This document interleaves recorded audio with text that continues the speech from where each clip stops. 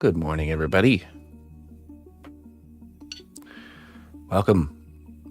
Welcome to episode 17, finally, of the robot sculpting class.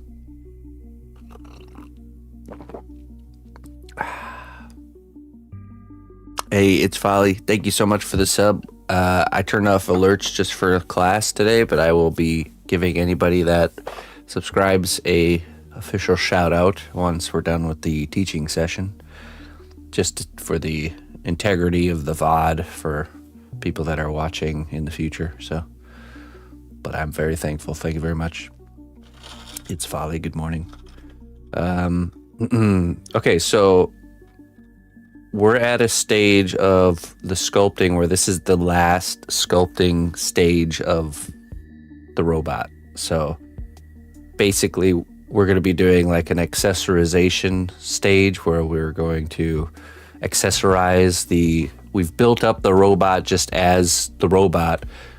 I want to go in and accessorize it with things that give it character. Like, I was thinking like a cloak that kind of goes over the shoulder. And I'll show you guys some references I dug up here. One moment. Some things that I really liked. Let's see. Okay. Something like this. I also saw this one right here. Just to give us some inspiration. I like this kind of patchwork kind of cloak. Not over the head, but like something over the shoulder, just like in our sketch. So I saved those pins to the robot board on Pinterest. So let me pull that up really quick. There we go. Just like here's those ones, and then something like this really shows this idea of like a robot, but that has personality and character because of these additions to its body, essentially. So almost like the things the robot did itself. And then I really like also like kind of like what this piece here with this kind of gas tank just strapped to the thigh and just random things like tethered and tied. So this is a specific class, yeah. So if you're tuning in now or seeing this now, you can go back and watch this piece from the very beginning, and it's an informative how to create a robot. So anyway, so we need to accessorize and finish up any unfinished parts, because this will be the last time we sculpt with clay that's bakeable on the robot directly. Because after this, so what will come next week, if we're ready for it, there might need to be a homework session, but the next class after this will be doing the lighting. So I'm going to go over extensively how to use and manipulate LED lights and get them, in place and all that fun stuff. So, and then after the lighting class, we'll be jumping right into, well, actually, I don't know. We might do the base first, base work, and then paint. So, but yeah, let's get started. I think we'll hone in and focus on this cloak feature that I want to add here first, and then we're gonna go from there.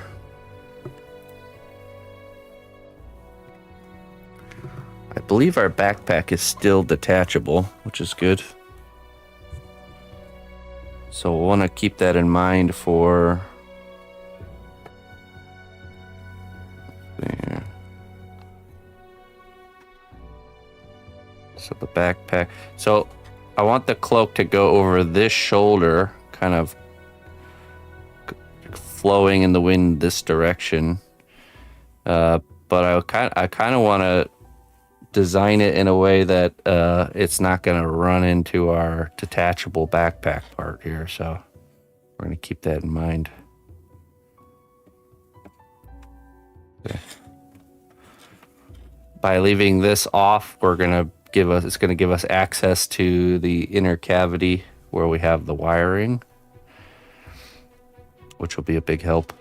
And also, I think I wanted to do lights in the backpack itself, so yeah. It also will make it much easier to paint if we can leave this part detachable. So.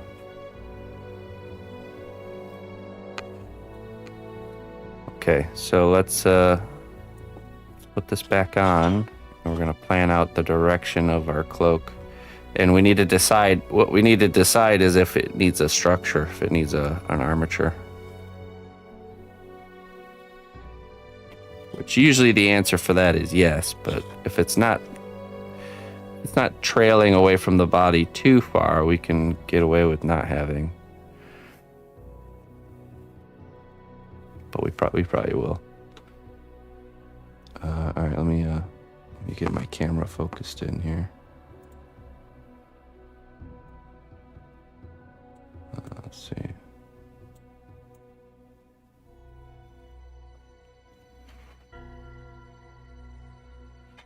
Okay, so let's first start with just doing some sketching. So let's get some clay conditioned, and we're gonna kind of sketch the cloak to figure out where is it gonna be. How do we want it to look?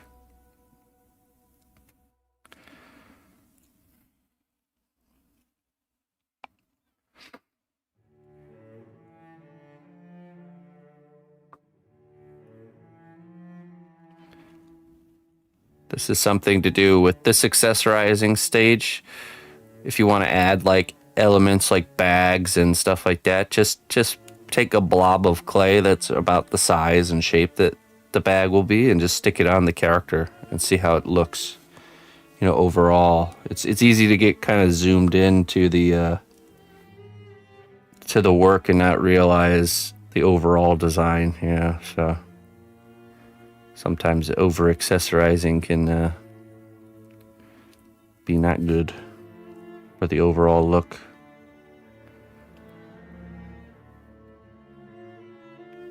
And it takes no time at all to just add the clay in like a simple shape.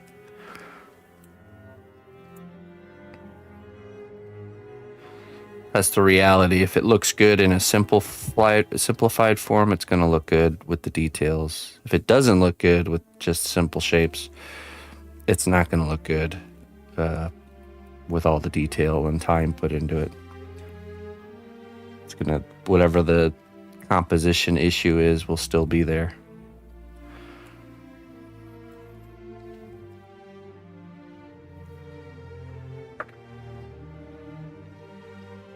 Okay, that should be enough for us to work with here.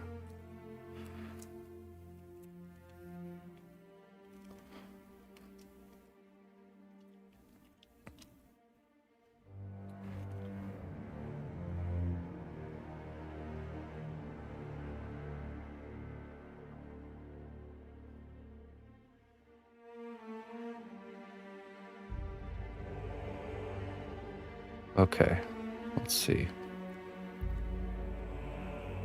Let's just do a line. Let's start with rolls of clay just to be the kind of the line. Thinking something like this.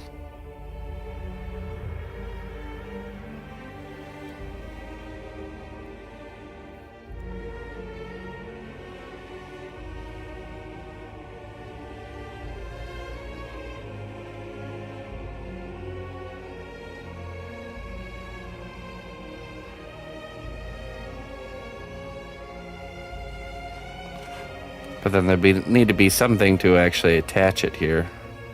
Could be like a strap or a rope that lays across here that goes over there. Maybe with like some sort of a clip.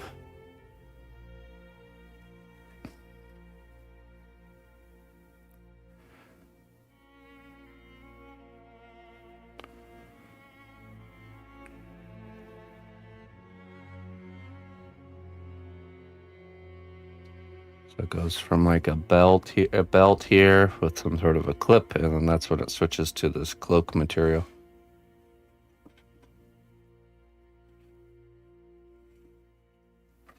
Hey, Rev, how you doing?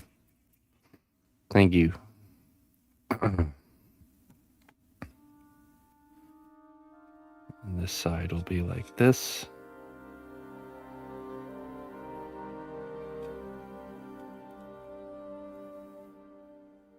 I want to add the cloak because it's really going to add motion to the piece. You can already see just by adding this little hoop of clay how much motion that adds.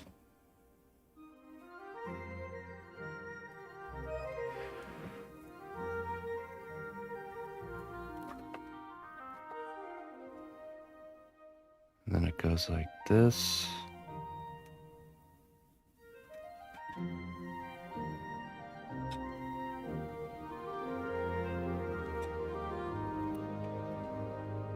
Just over the shoulder area, just kind of this.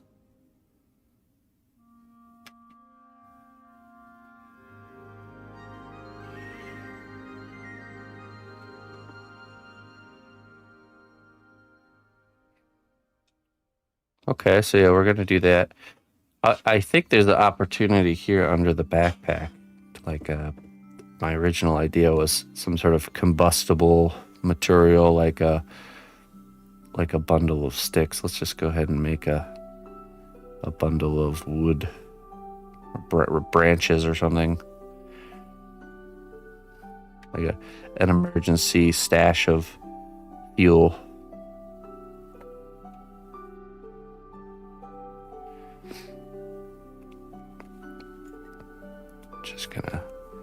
We just want to see how it's going to look.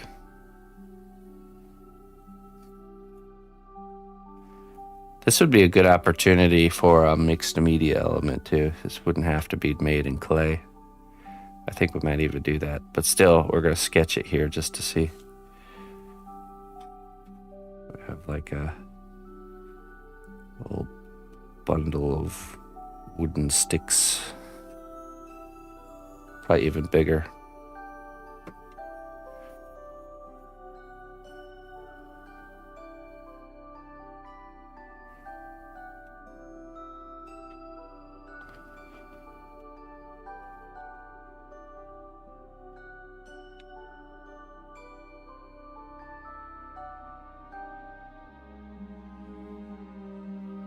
Could even see it being like fairly sizable bundle. And then with two like belt straps kind of connected up to here.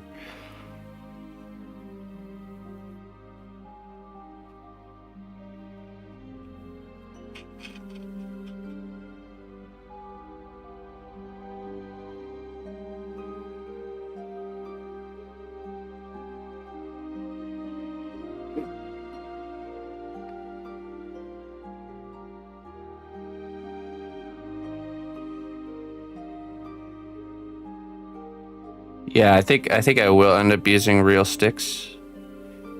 Add some mixed media. Look at a little bag right here.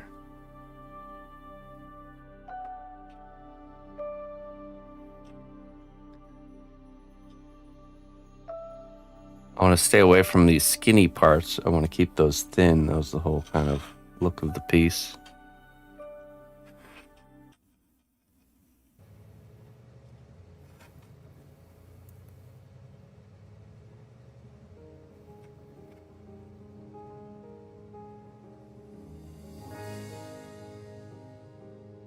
I'm just looking over the piece at any areas that might seem a little on the emptier side. I was thinking something right here, but it'd be very hard for the robot to actually access that spot. So the rope we determined will be using mixed media for the rope as well, and the hook at the top we're gonna actually have to sculpt that part too. The grappling hook.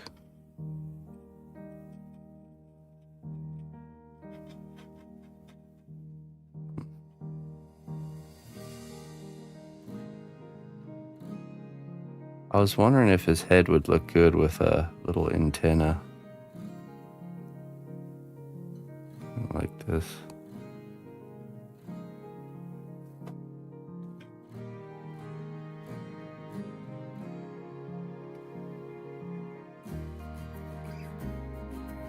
maybe out at the top.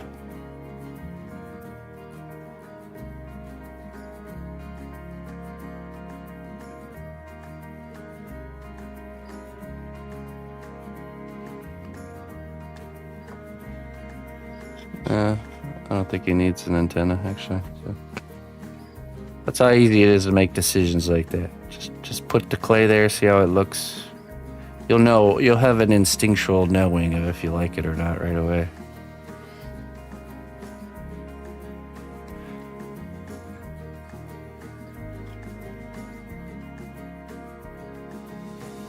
Maybe something else, some other sort of element strapped to his other leg here. I could see that being good.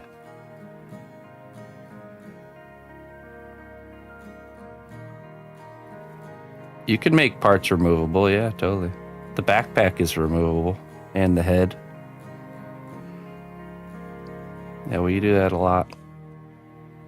The head we made removable because we're going to be adding lights to this head, and we're going to cut a access panel in the back here, and that's going to help us get those fiber optic cables in the right spot. So. Okay.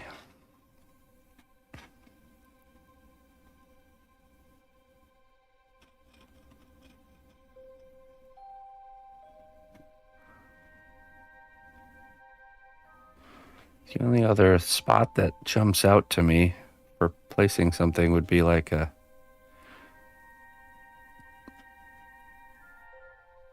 something on his wrist, maybe.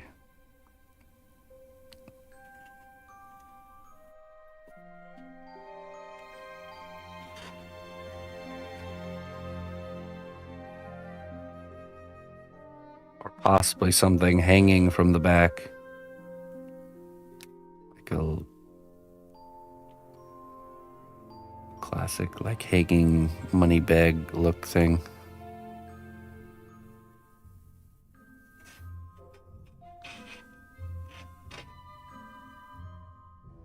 No.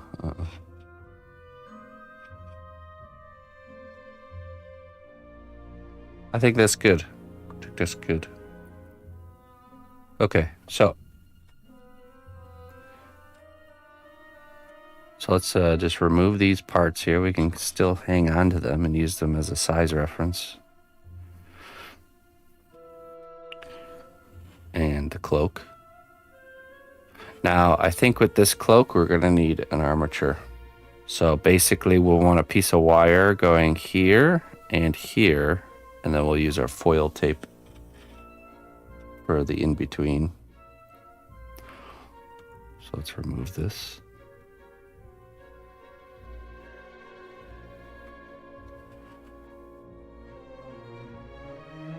So here, let's make a dot.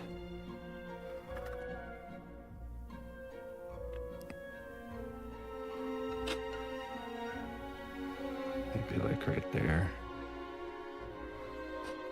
And right here.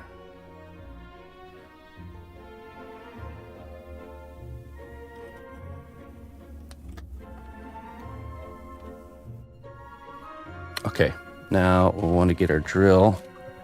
Let me see if I have a piece of wire that's already the size we need. Doesn't look like it.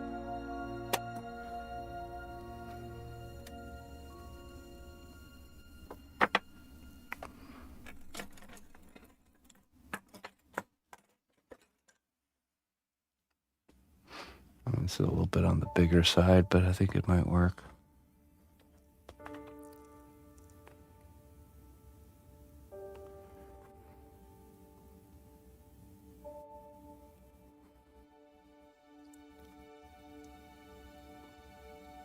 That will probably work. So we got a piece of twisted wire. Thinner is better. I would go thinner, one step down. I just don't think I have any right now. Oh wait, yeah, I do. Okay, we're gonna use this. I believe this is like 20 gauge wire. I'm gonna grab pliers somewhere around here.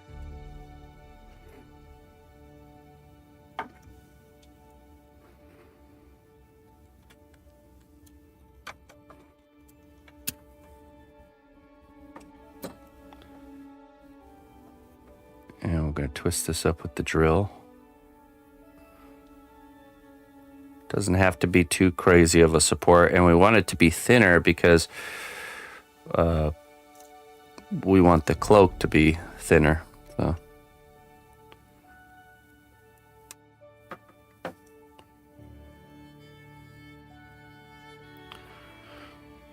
You know what? I was using my pliers last night or yesterday outside. Did I bring them back in here somewhere?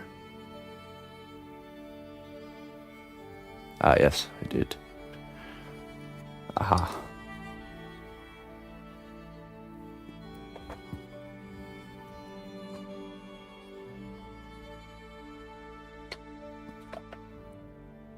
Okay.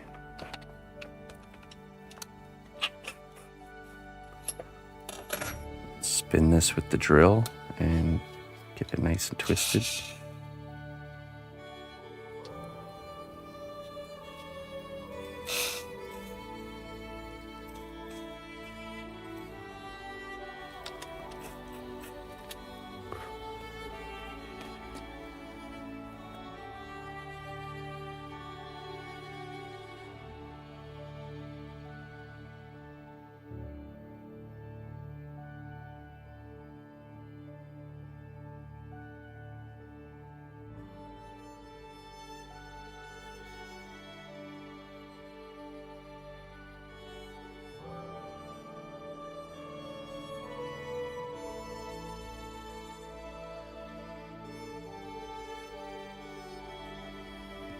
Hey, good morning, steampunk. Okay, clipping off the ends here, so it's just a nice clean wire. Now I need to get a tiny drill bit that's gonna be very close to that size. Always want it to be a snug fit, so it's always better if it's just a smidge, if the drill bit's just a tiny bit smaller. So it really fits in there nice and tight. Like maybe one of these here.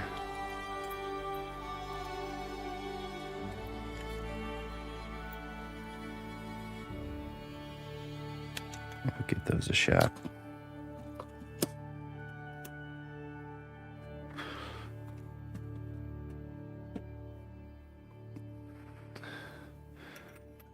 I'll just kind of look at the thickness here, just match it up to our drill bit. That one looks just a little bit loose. Maybe we'll start with this one here.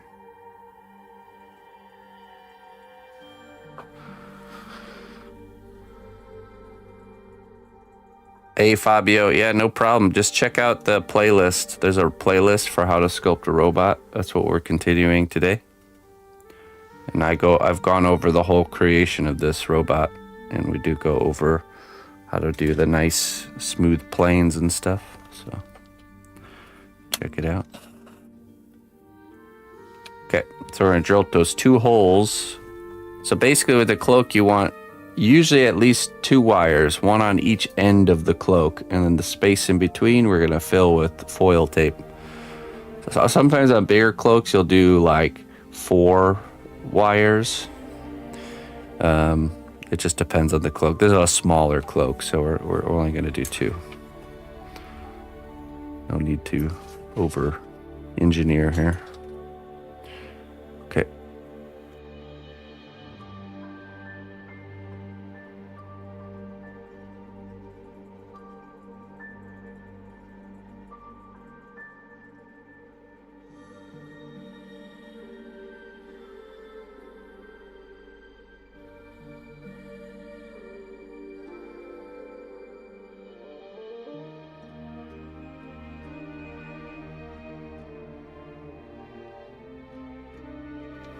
Okay. Now we're going to insert the wire.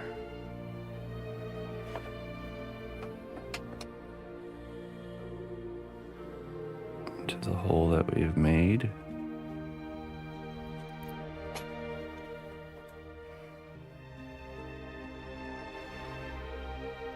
Then we basically will bend the wire as if it's the edge of the cloak, kind of defining the flow and the edge of the cloak.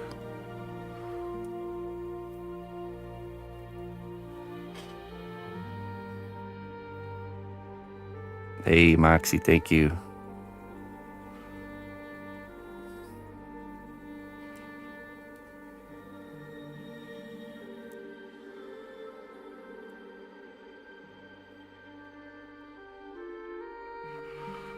Okay, that'll probably be the end there.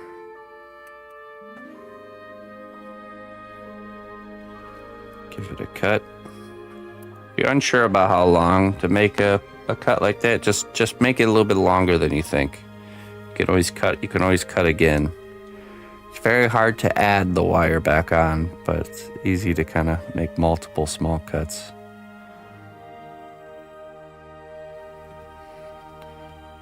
Okay. And then we do kind of like a flow like this.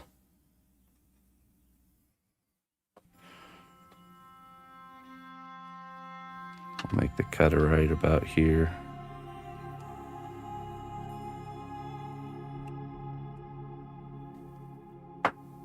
Good.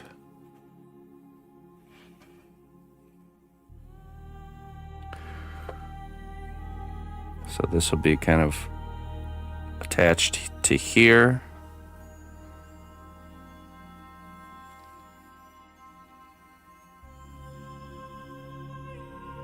So if I had already sculpted the shoulder and the forearm, you know, it's all going to work the same. The cloak will just kind of flow over those parts that you had done. Obviously, it's better if you have hindsight and you know you're going to do something like this. You just don't sculpt this area just like I did, because it's going to be covered up anyways. But there's always going to be those moments where you make a creative decision that will cover up previous work.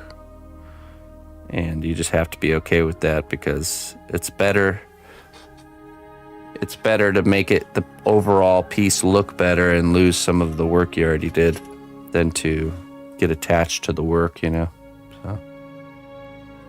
So don't be afraid to make those decisions. Okay, so next step is we're going to take some of this foil tape here. Now, this tape you can find in hardware stores, usually in the section that has like the duct work for, you know, like vent, you know, HVAC vents and stuff, heating systems.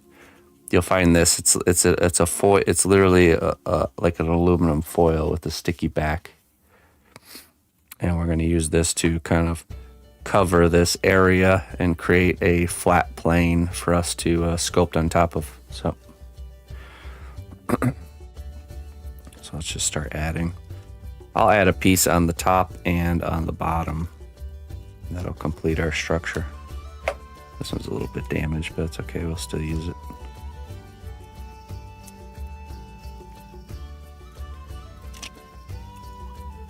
Yeah, really nice stuff. It's a fairly new discovery of mine, this using of this foil tape here. A new process. I had known about it for a long time. I just never really thought to give it a shot. Sometimes that's the case. You'll know about a technique or a tool for a long time, but our human stubbornness will get in the way of us actually giving it a go. So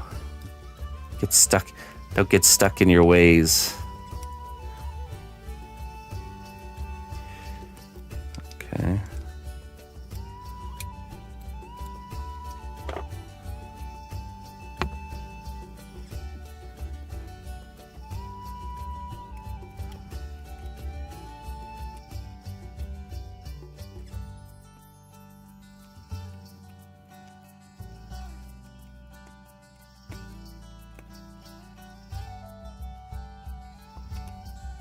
Wrap it around like this.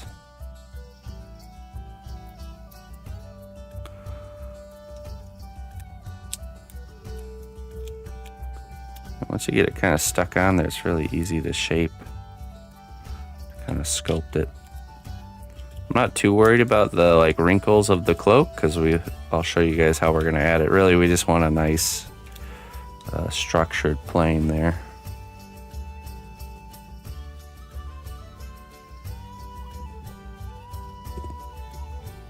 Thanks, Silmus. glad to be here and able to do that.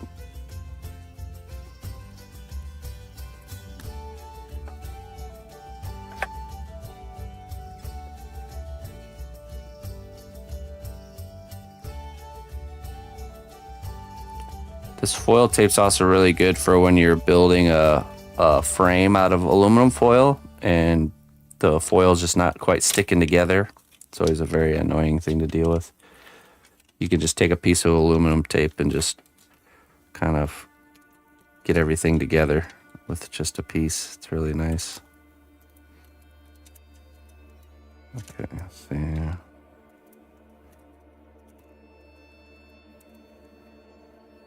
Getting it attached and then folding over that edge.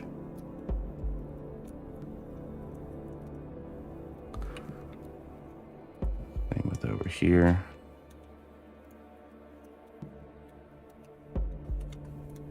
Folding over the edge.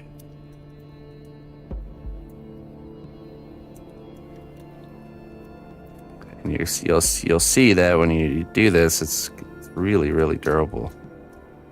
That's why we didn't need to add such a thick wire. So.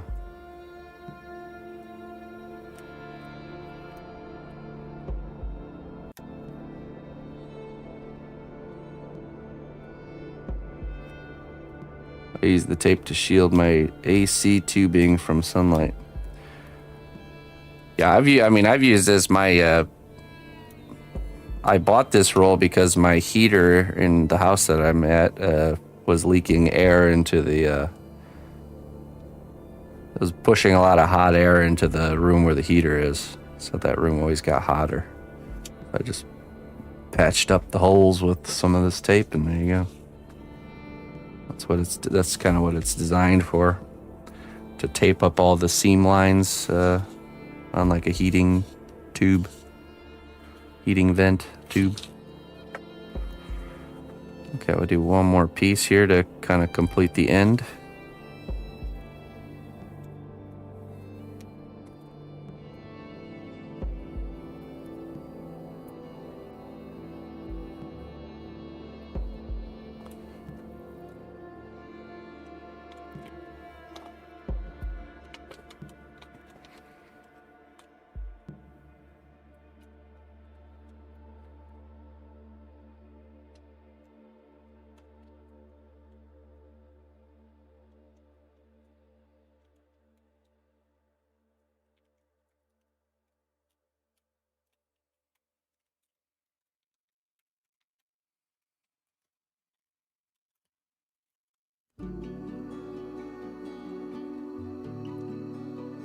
Fold it over.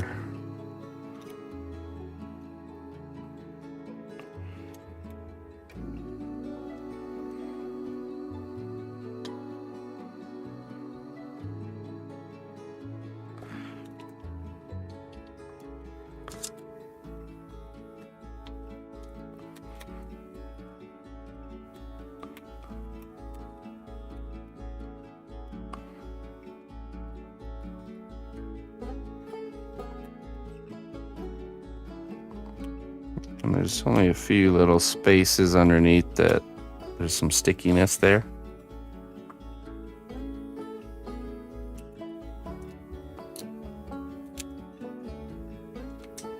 And keep it as low profile as possible.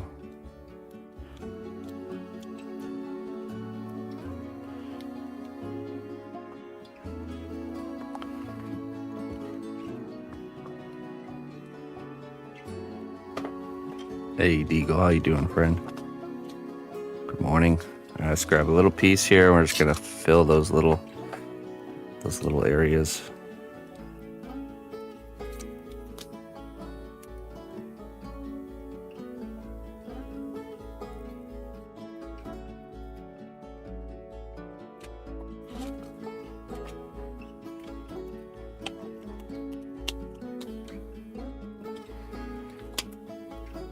Looks like just a little corner right here.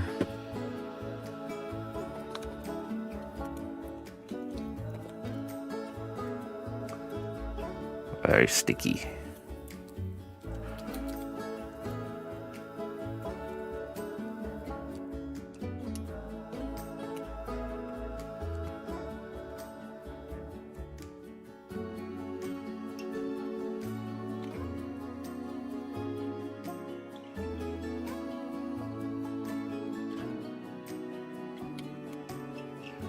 Little spot right there. Oh.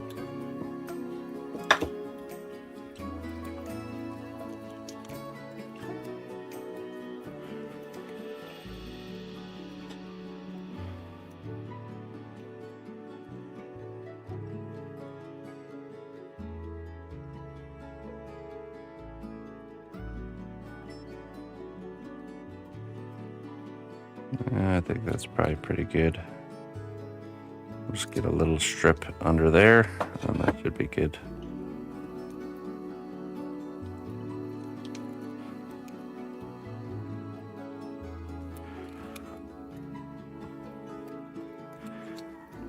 If you've ever struggled with sculpting a cloak or a flowy object, I'm telling you, it's a night and day difference if you approach it with the right structure.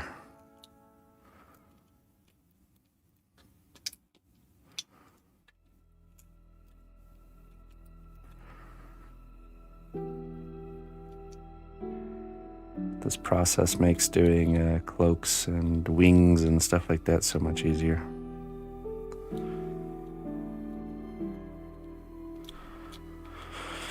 All right.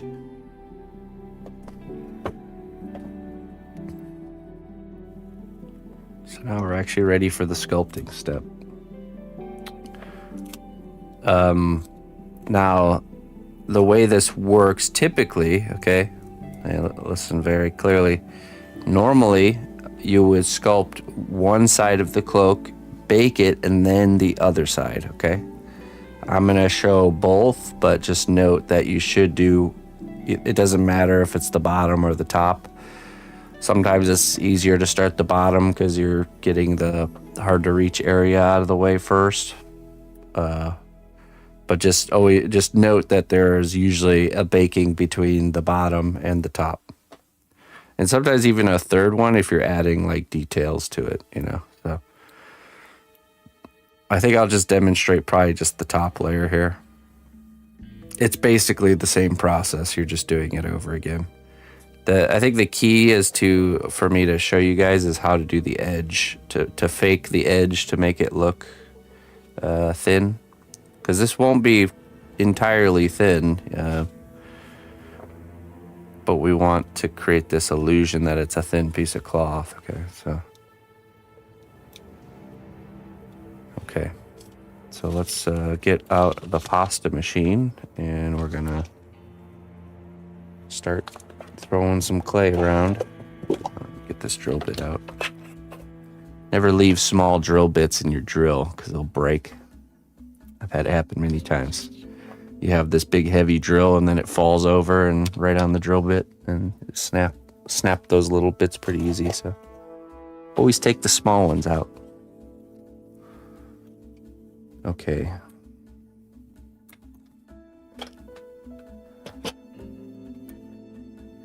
Just grab the pasta machine and we'll roll out a nice consistently thick piece of clay to get our base layer down here.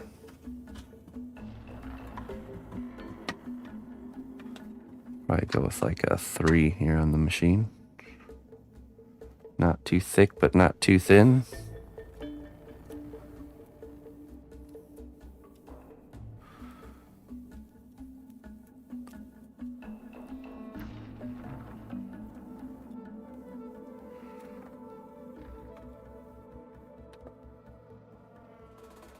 Okay.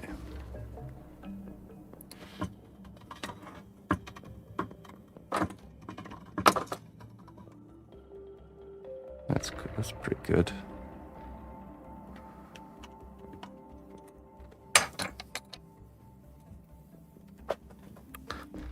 Take a sip of coffee. Very important step.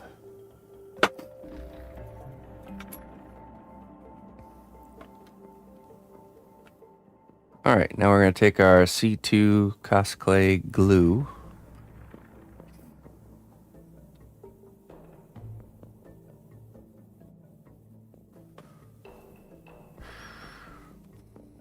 Lovey Deluxe, the mouse slayer. Slayer of mice.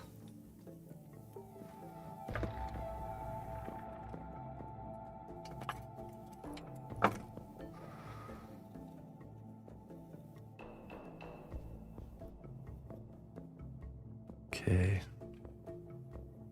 I'll brush a little bit here. I want to make sure not to get this backpack part stuck in there, okay? So we want to make sure we leave that detachable. Get a little bit onto the back here. And we want this clay glue to not be too thick because it'll get slippery. I want to spread it out quite nicely here.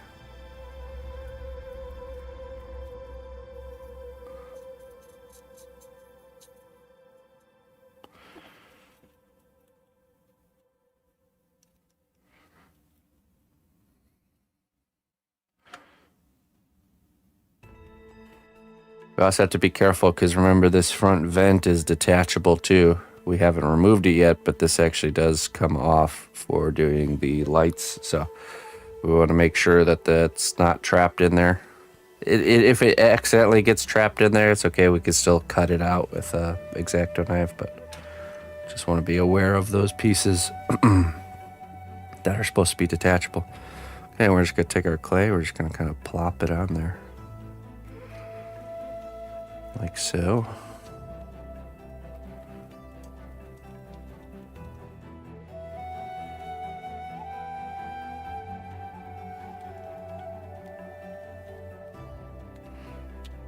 Just gonna push it down. Gonna firmly get it attached, and then we'll cut the edge out.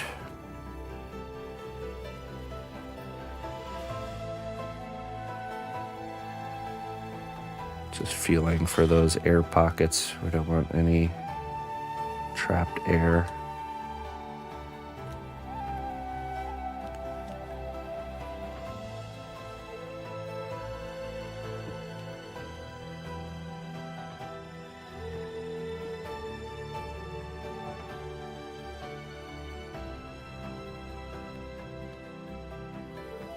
Okay, now when I cut this out, I'm gonna put the tool right up against the edge of the wire here, and I'm going to do like a downward sawing motion.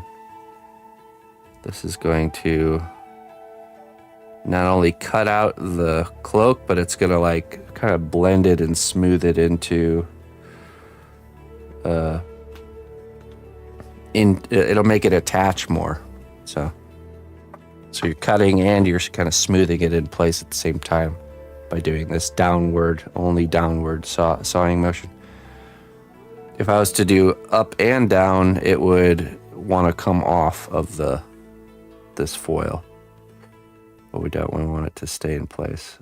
Just downward sawing motion. I have the tool kind of running against the edge, the hard edge underneath, so it's really easy to do. Just kind of letting that edge guide you.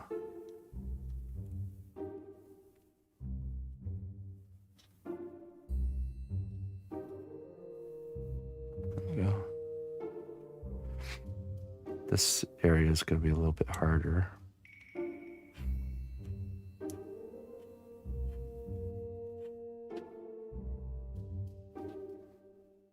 we go. Around their little backpack part there. Can go a little further up into the body on this side.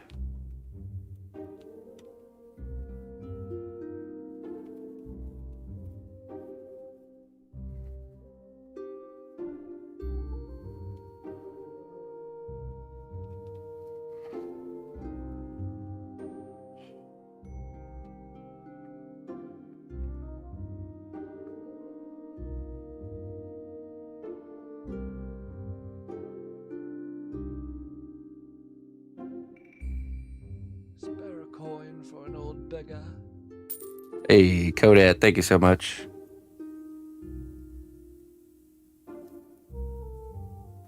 I appreciate that, friend.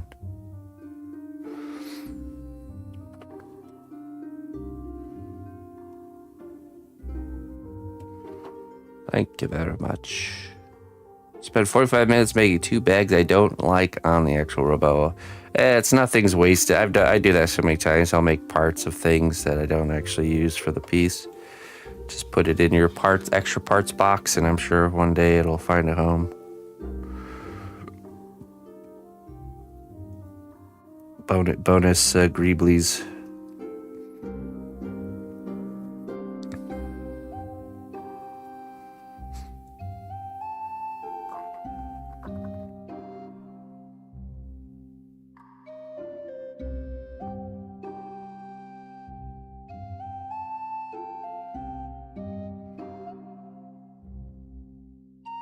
Bags and hands and spikes. There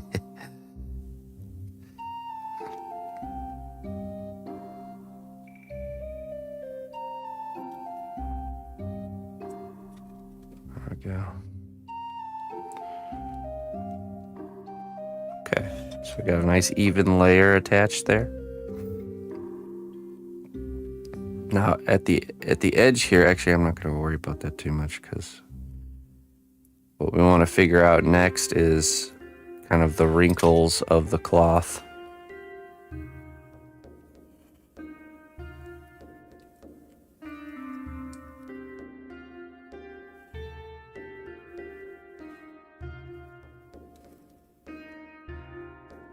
So we should get wrinkles kind of pulling from here and here and kind of meeting in the middle right here. And then as we get further down the cloak, they'll cut the wrinkles, or the big folds will be more of going this way. That's usually how it works on cloaks. So we have a lot of tension here and tension here. So that's kind of where the lines kind of will come from. So let's just kind of add some material.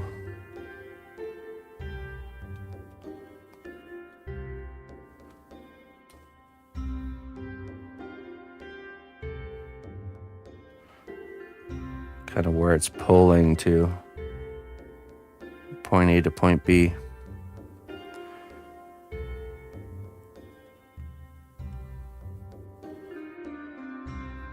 It's okay to get thick with your cloaks in these areas, but the edges is what will define to the viewer how thick something seems. So once we get kind of closer to the edge, that's when you need to be more careful about the thickness.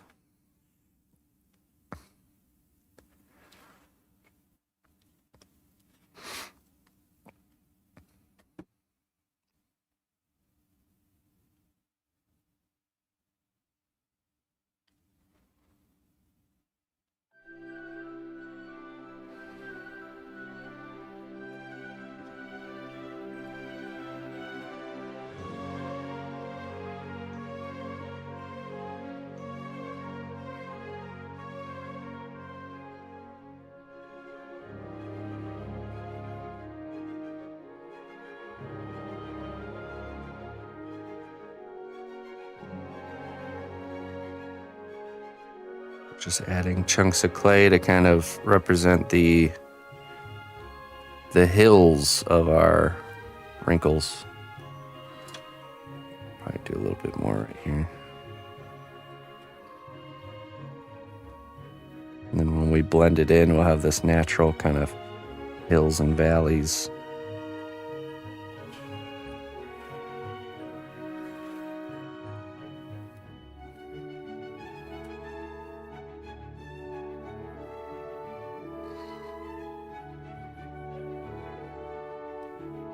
This is a great opportunity, if you're not familiar with how cloth moves, to really make sure you're using reference to guide you on where to put those hills and valleys.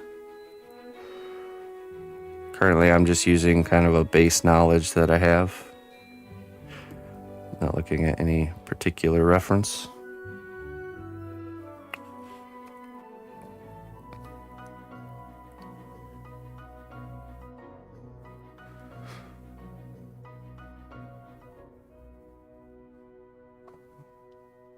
Kind of do one of these guys here.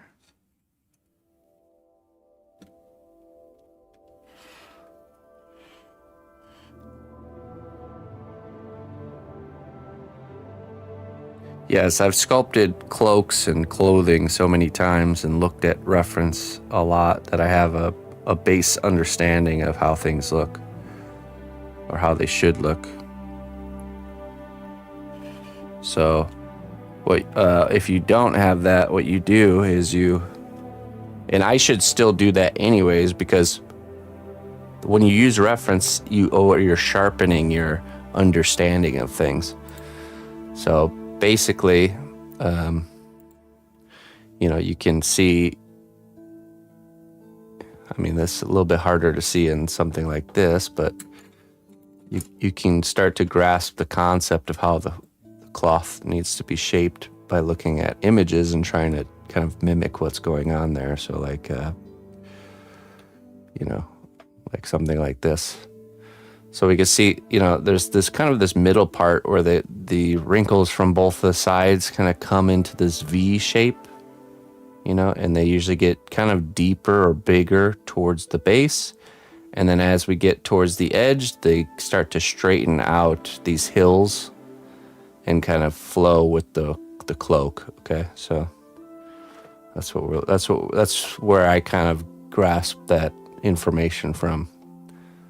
So finding a reference that's similar to what you're trying to do, and then you're looking at the image and mentally trying to break it down into shapes that you can follow, so actually I want to see if I have a good cloak. I mean, leave it right. See, cloak or cape. Let's just do cape reference.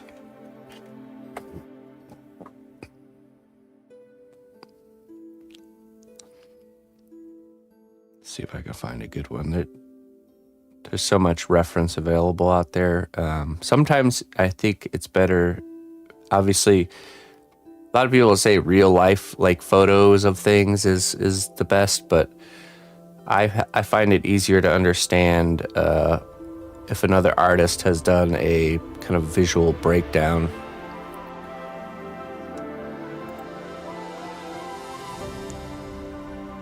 Let's see here.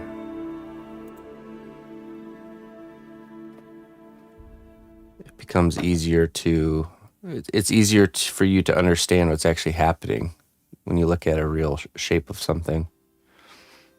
Let me just find a good one.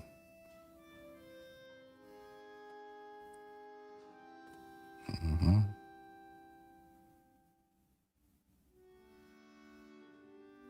What I'm looking for is like a flowing cloak, something that's flowing in the wind.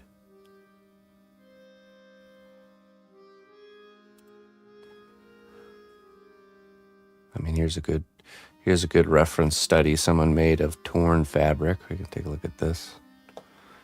Basically, portrays the wrinkles as well. But even when you're doing like torn fabric, using something like this and looking at it,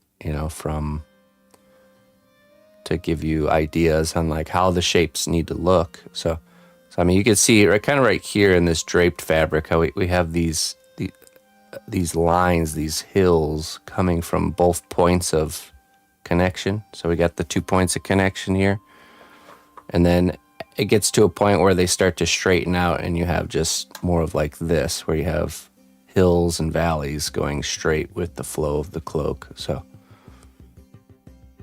that's what we're kind of channeling into.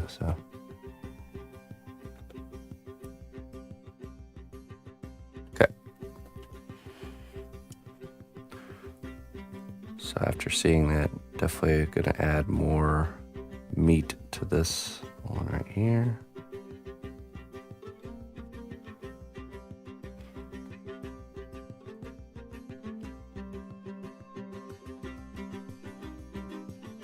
Even more so here.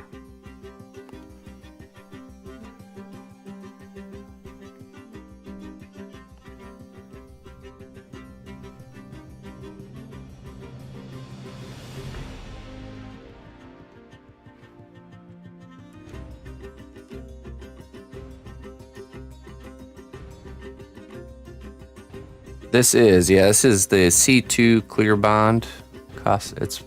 It's not technically a glue. It's like a liquid form of the clay. So it helps the clay stick to whatever you're sculpting.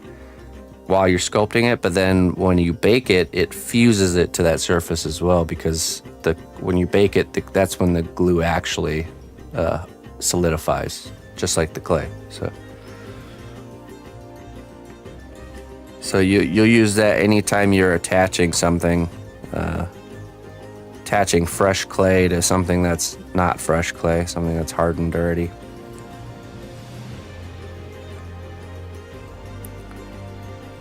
Okay, so now we're gonna do these longer valleys, or longer hills, sorry. Yeah, sure.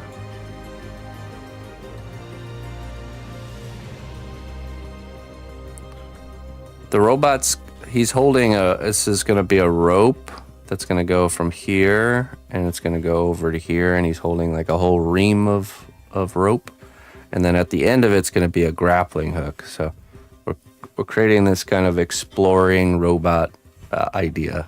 He's like an exploratory robot, kind of pioneering the frontier of whatever place he's at.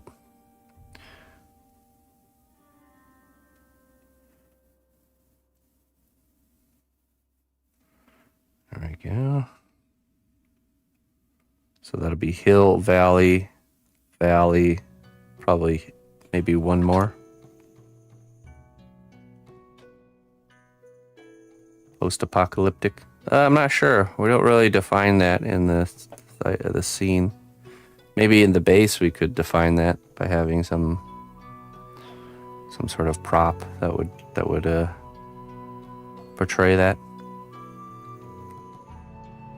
It was just this idea of a machine that runs off of combustible material. So he's got like a furnace in his belly that we're going to LED light. He's going to have a smokestack with some smoke coming out the top. And then like a whole bundle of combustible like wood on his back. Like a machine that can like, have you ever heard of those dirt bikes that the military has that can run off of almost any combustible liquid? Even like you could just put like vodka in the tank and it'll actually run. That kind of concept of that it can get its fuel source from the environment around it. Doesn't need a very specific fuel type. Anything that'll burn will work, kind of thing.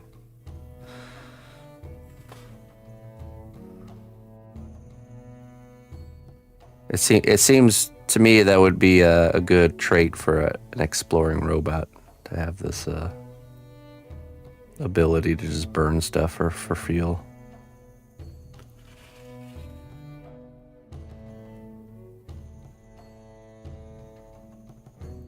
There we go. So I just added these kind of thicker snakes to be these wrinkles going down the cloak.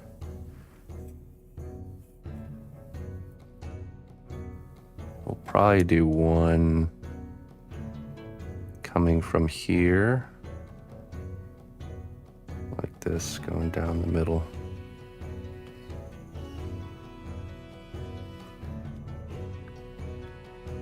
There we go. That's the basic wrinkles of our cloak. Now we blend it all in. So we want to keep those hills and valleys. We just want to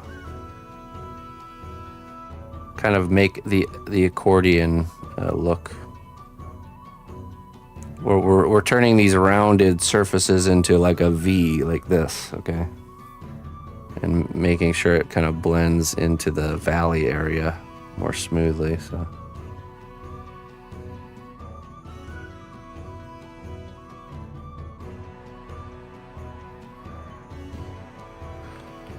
I could probably remove the backpack now. Let's see. Be good to see if it actually comes off. Okay, it does.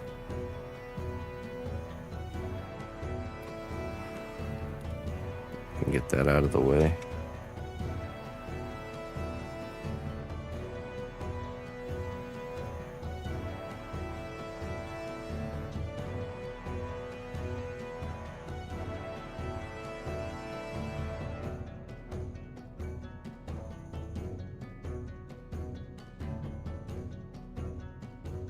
Bringing all this together.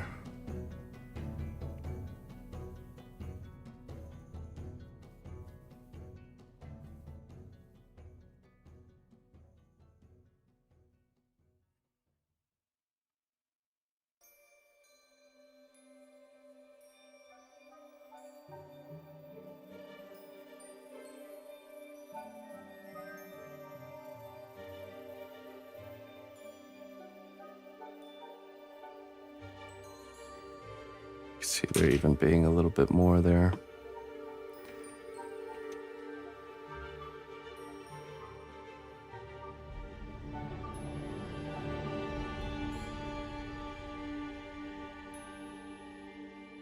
Yes, we will be. So in the next lesson will be the lighting, and I'll be going over how to do lighting. So we've set this up so this actually removes. We just don't want to remove it till the end. So then we'll remove it. We'll cut out this window here.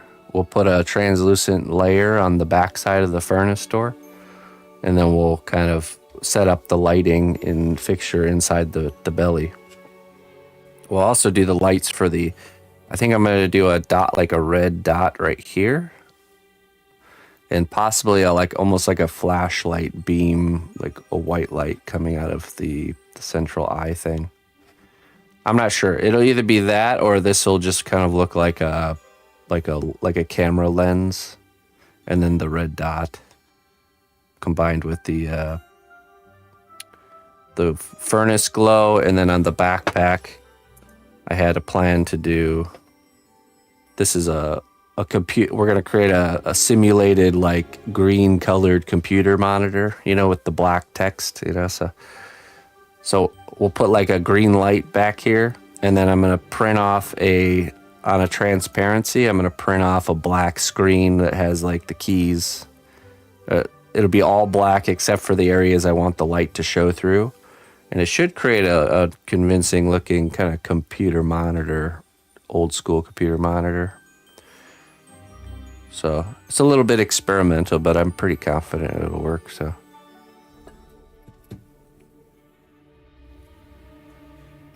a negative of the letters, yeah. You remember those overhead projector transparencies that the teacher, if you're a 90s kid or earlier, you remember the teachers would use those transparency pages that they would print off to put it up on the projector. Do they still do that? They probably don't do projectors like that anymore. So I bought a pack of the transparency stuff, and I'm just gonna have the missus design the screen for Photoshop skills, and then we'll make it say something cool, probably something with my name, like cnotbusch or cnotbusch Industries bot, and then like the name of the bot or something. cnotbusch Industries Explorer bot 9000 or something. Something silly, I'm sure. And then we'll print it off and then stick it in there, see how it looks. Another idea I had for making that work is the shrinky dinks. If there's transparent shrinky dinks, which are same idea. It's a plastic that you print onto, but then you're able to shrink it down with a heat gun. You're able to shrink it down into size. So I'm thinking, depending on the printer, it might be easier to get it to look really nice with the shrinky dinks than with the transparency, but we'll see.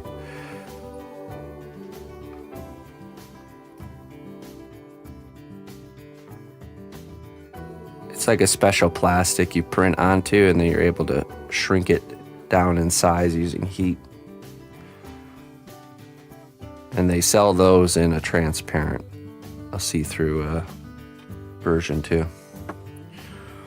Okay, so you can see we're just kind of going through, and we're like, we're just pushing down these hills into the valley here. Just want to kind of support this as I do it.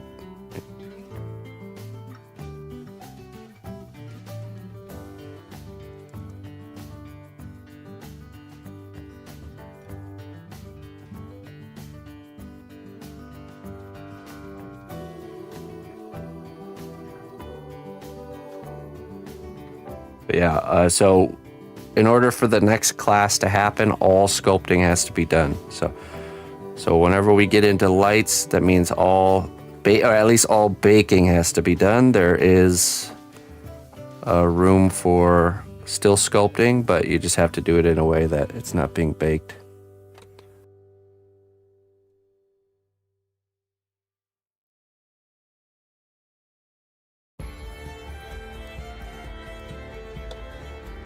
Actually, speaking of which, I should show you guys something that's really exciting, kind of a little sneak peek of something upcoming. The wonderful maker of Cos Clay and Monster Clay is at it again. And he's doing, this is a beta sample for an upcoming epoxy clay called Poxy Clay. It's in the beta phase. So this is basically the selling points of this. What makes it different from other epoxy clay is it's less toxic than other epoxy clays. He's used better ingredients that are not totally non-toxic, but less toxic, we'll just say, which is good. And one of the features is you can mix different ratios of A and B together to get different results.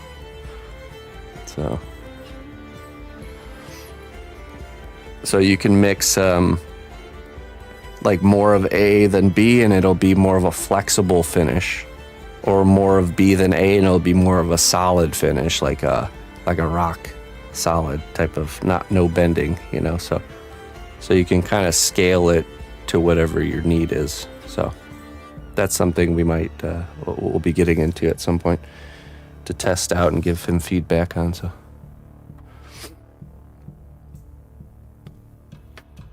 mad scientist stuff right there. Yeah, Arnold is the Wonka of the clay world for sure, 100%.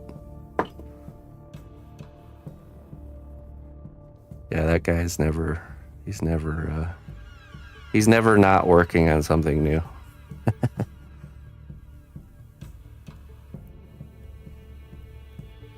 It's nice to be a sculptor in the time of Arnold coming out with all these new exciting products.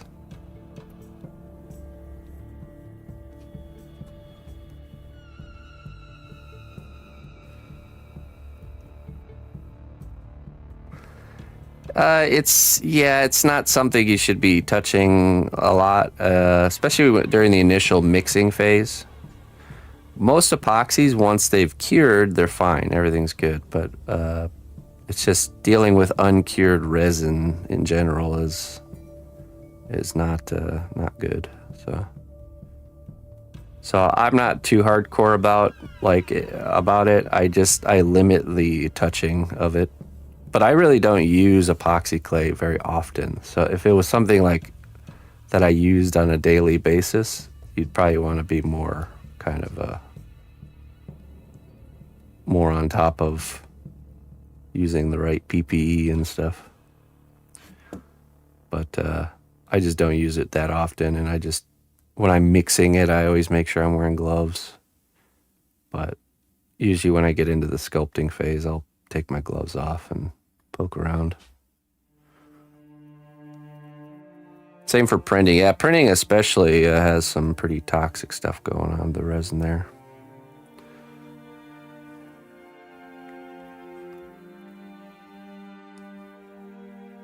Yeah, I mean, with the printers, you have big vats of uncured resin just chilling in the open air, so.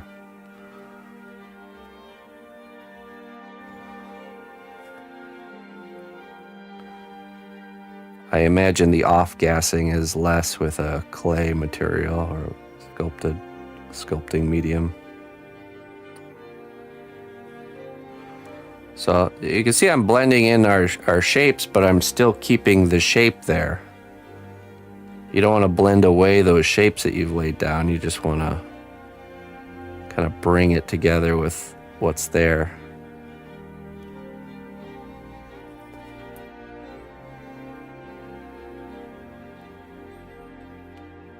And we're establishing those kind of hills and valleys of our cloak. You can start to see how it's looking like a cloak pretty good here. It smells like the Shire.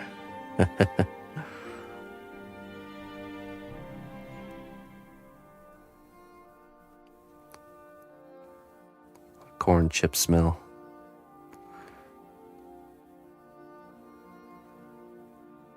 Magic Sculpt does have that kind of corn chip smell, actually. So I would say it does smell like the Shire. Certain resin-based epoxies like Steel Stick will have a very lovely smell to it. Some of the glues can be pretty smelly too. Like a 5-minute epoxy glue tends to be pretty lovely scented.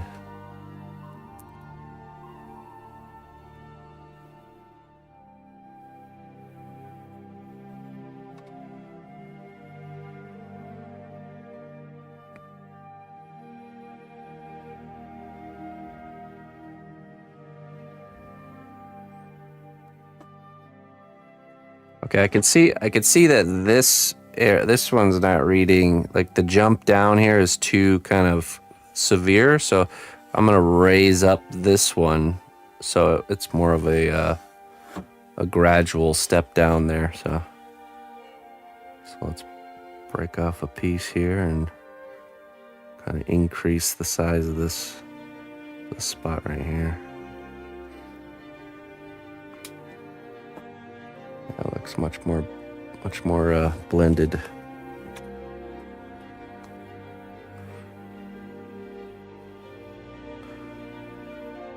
When you're in your earlier days of sculpting, you're gonna notice when things look off, but you're not gonna know why or how to fix them. That's the struggle you deal with. It's like, I know that doesn't look right, but I don't know why, and I don't know how to fix it.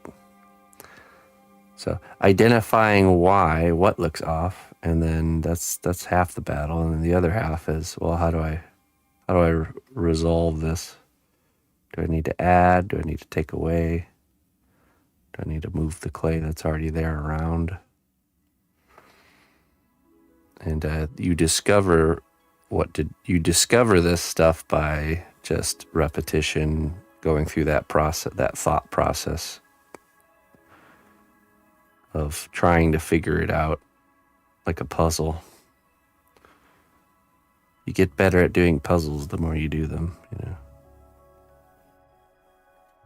You develop an eye for knowing where the right pieces go. I'll fill in this valley just a little bit too deep.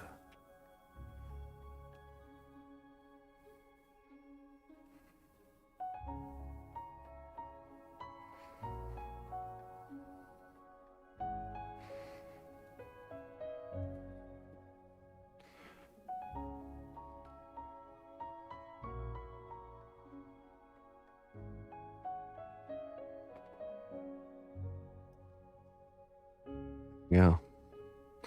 Now the edge is going to be, so basically when we get into this valley here, the edge has to kind of go like this.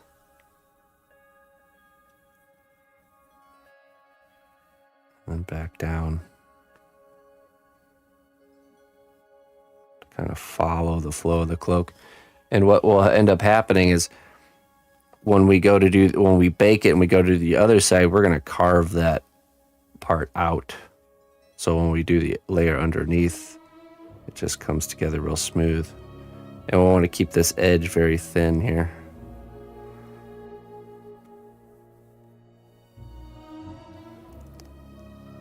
Just like this.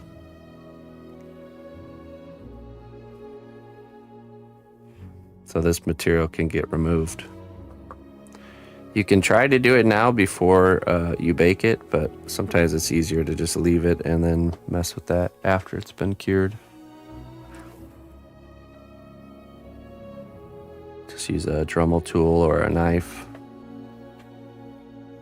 Okay, this is not quite coming together here.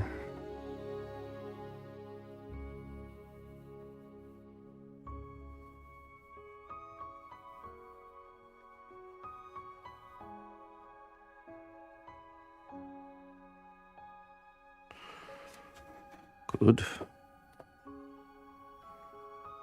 And kind of where the wrinkles get more intense, where the kind of the point of kind of where the all of this is bunched up, the more bunched up it gets, the the deeper and more close together the wrinkles get. So we can go in here with this tool. We can really deepen those. I have to re-add some material there, but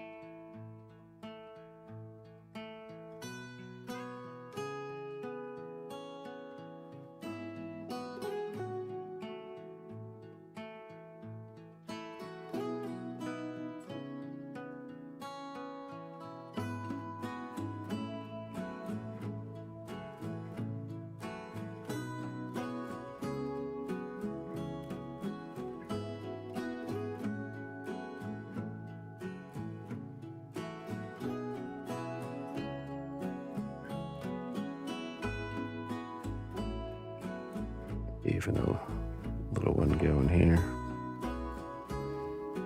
Aluminum foil duct tape. I guess, yeah. I don't know what it's called. I just found it on the shelf and bought it. This is called I-tape. Intertape poly group.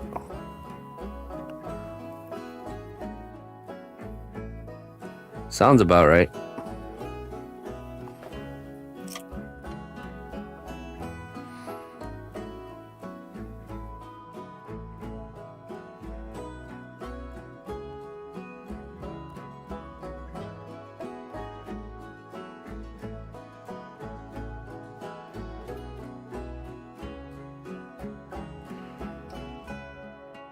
I think I want this one to be bumped up just a little bit as well.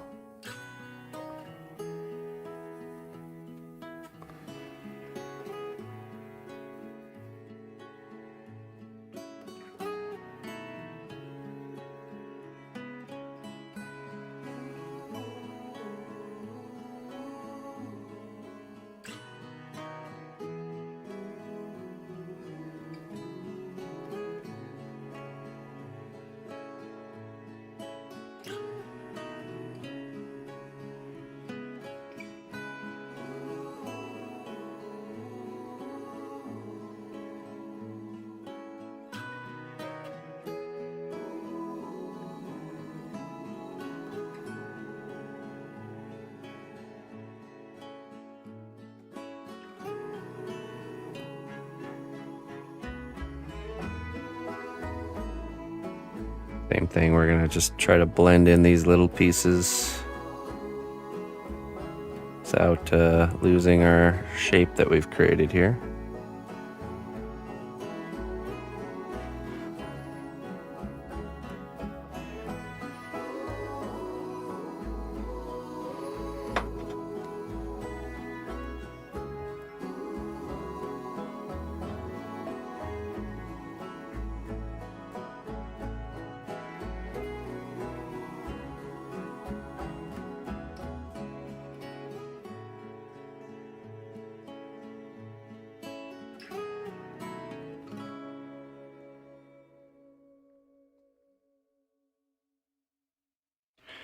Really just want to make sure there's no like little seam lines between all the little groups of clay. I want to get rid of those seam lines so when we brush it'll all kind of come together.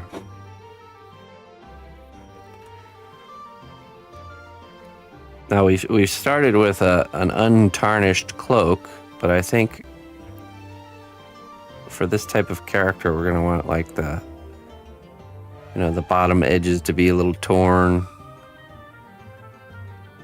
We'll get into that here in a minute. But basically, I usually, even if I plan to do a torn cloak, I'll start with a nice one that's not torn, and then we'll add the damage. Okay, this little area is giving me some trouble here. Some clay.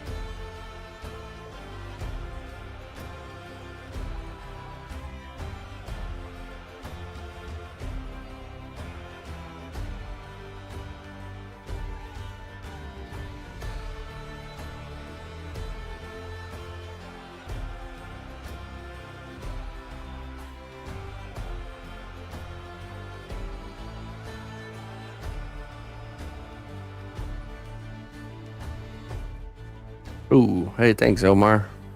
Omar from Peru. I could see from this angle. Oh, no, you know, I think that's okay. I think that's looking good. We still have to figure out how this area will come together. Be a good opportunity to look at some reference. Kind of figure out what's bunching this all together, and I do know I want there to be a kind of a switches to a belt that attaches somewhere back here. Let's work on this side more here.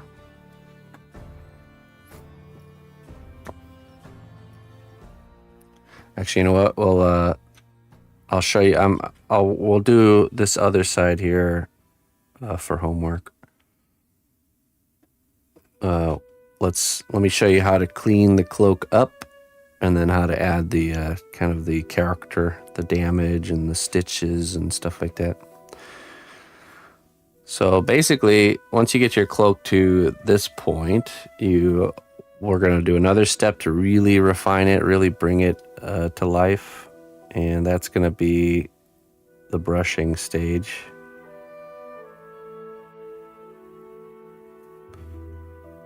Where we will brush. Actually, clay glue is what I usually use for cloaks, and the reason that is we need to do a lot of brushing. It takes some time, so you could use alcohol, but you have to reapply the alcohol quite often. So let's just take some clay glue here at this point. Drizzle it on there. The clay glue will act as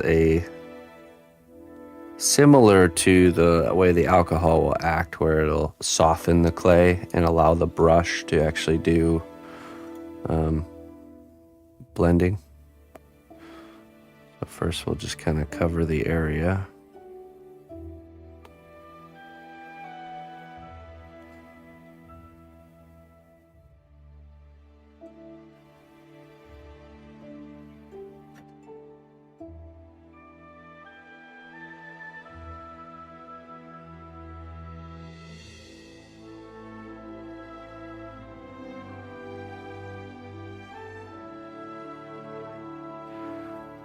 And we want to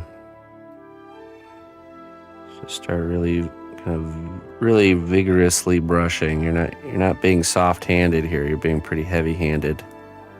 And you're going with kind of the flow of the cloak.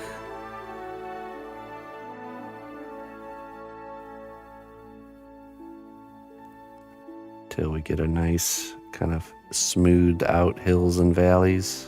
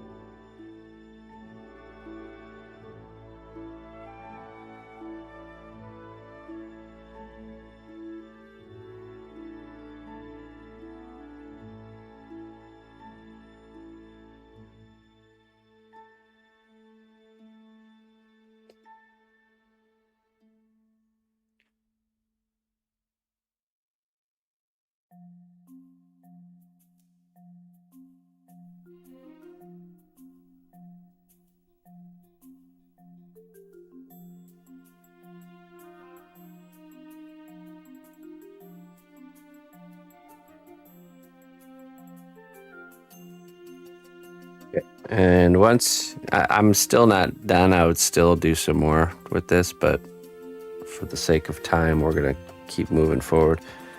Then once you kind of gotten it to the point where it's looking good, Then you take your alcohol to kind of further blend, but also to kind of remove the glue because it's no longer needed. So you brush with the alcohol and it'll kind of dilute the glue.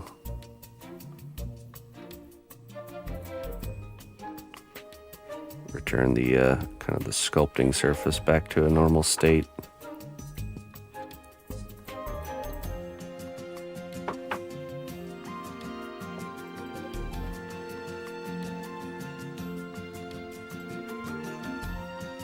Cargo D-ring anchor. What was that?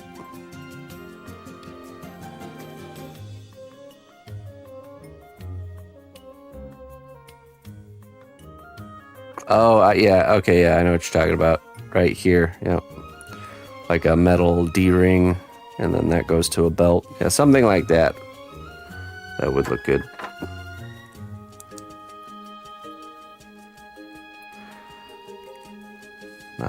Not a bad idea, actually.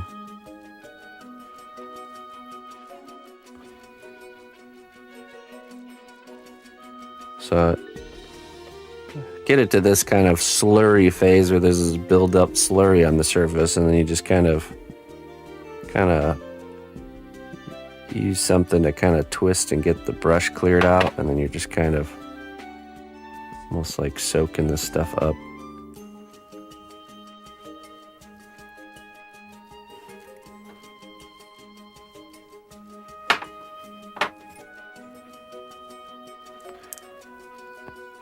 And at this stage, you can do a brushed on texture, which I think we will do.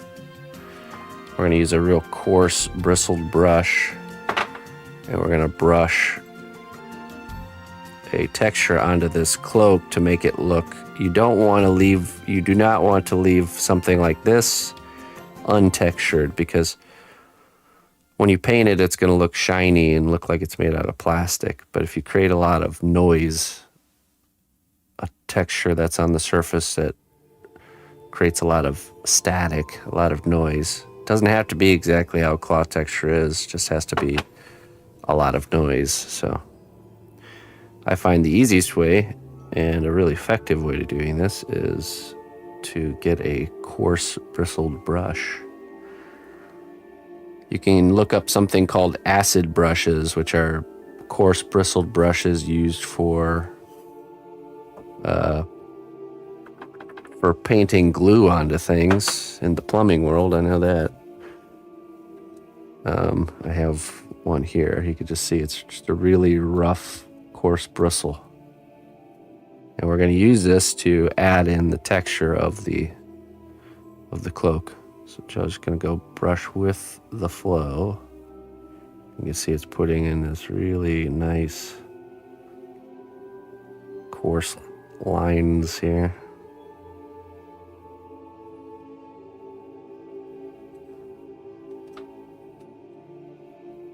Flux on copper pipes, yep. Yeah. My first acid brush was borrowed from my father's plumbing tool kit. Permanently borrowed.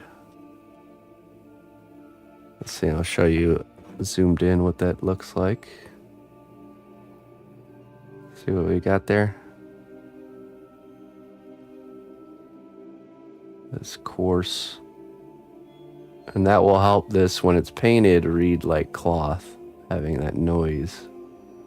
You can get fancy with it and do like a cross hatching if you want to. But I'm just going to do this. Take it as far as you want to. I'm just going to try to keep the lines as parallel as possible. It's easier to kind of go with the flow of the wrinkles.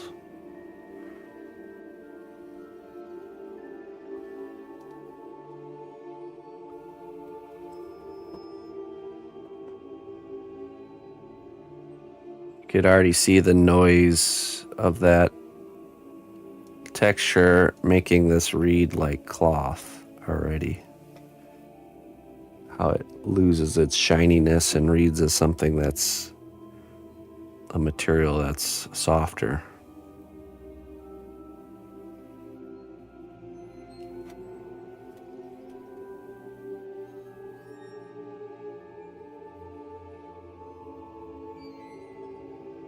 These coarser brushes can also be used for doing like heavier blending,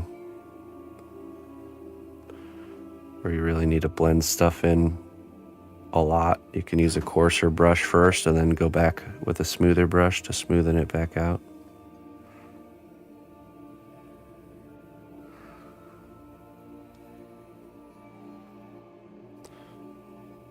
There we go. Okay, so now at this point, I would end up stepping into the, okay, let's make this cloak have some character. I'm thinking like a torn, tattered bottom.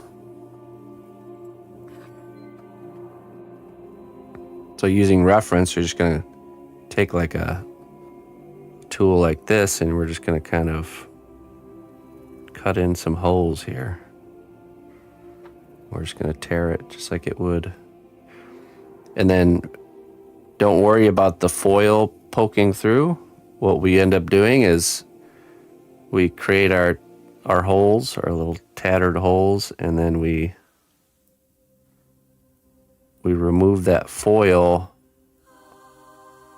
after it's baked. And then when you go to do the other side, it'll match up good. So let's just kind of create our tattered edge here.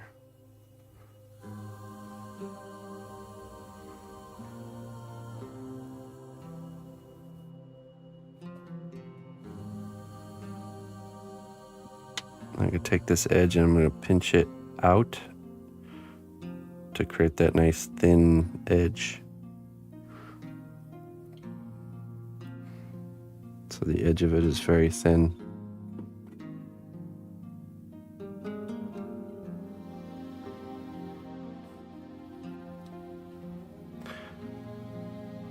And on parts like that, you're going to want to paint clay glue on there to give that durability.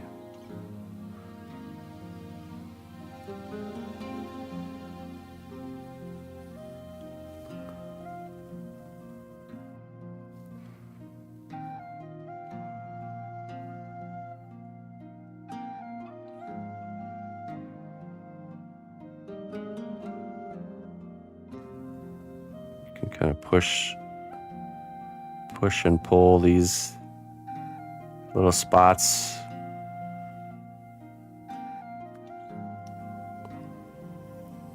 I'm pushing that down so it's not such a thick wall on the inside there, you know, we don't want it to read as thick.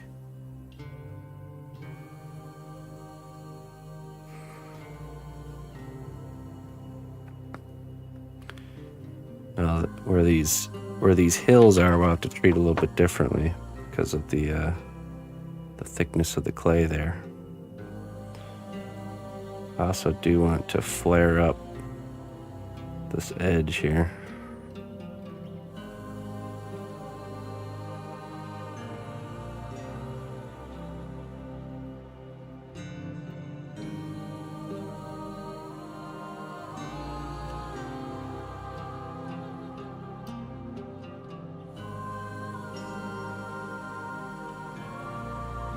I'm not going to worry about this supporting material underneath. We're just going to deal with that after it's been baked. It's so much easier.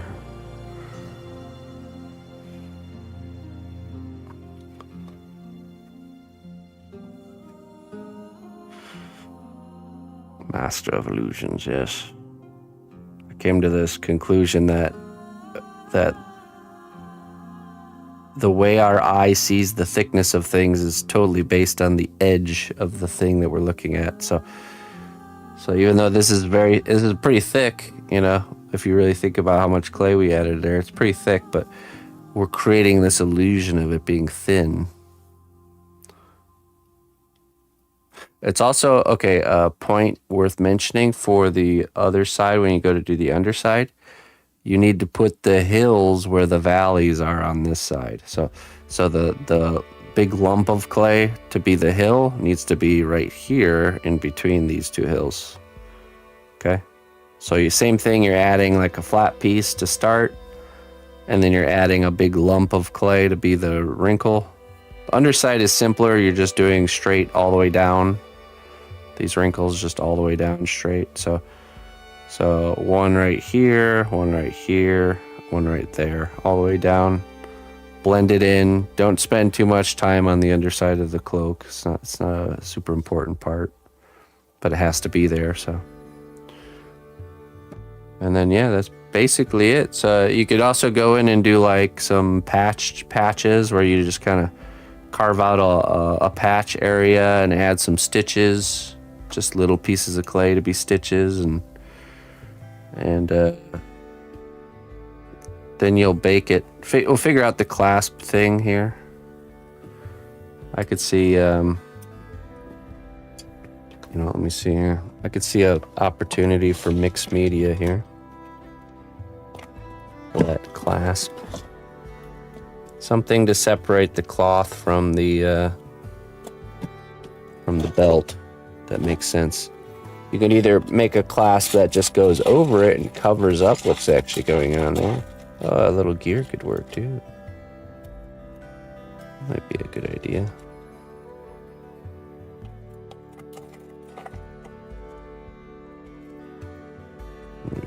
Get a couple of options for us here. I'll show you how this area can go. And you can do the belt now, or you can do the belt after it's been baked. It's totally up to you.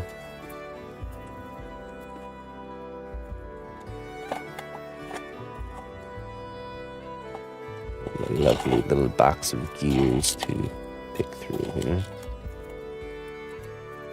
That's a nice looking one.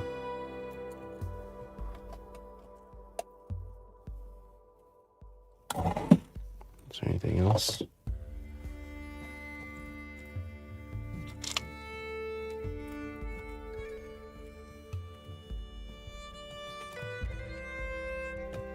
That's a good little bit.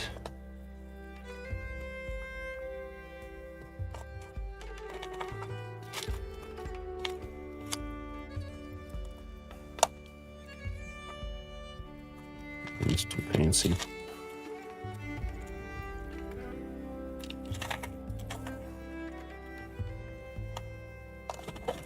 Okay.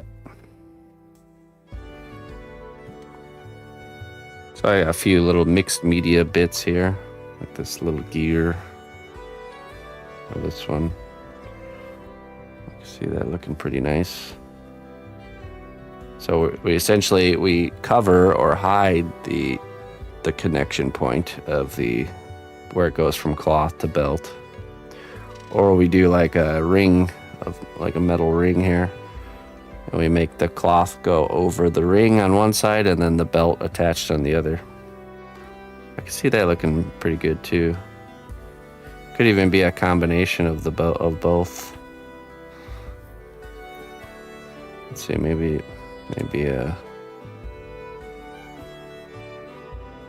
smaller ring.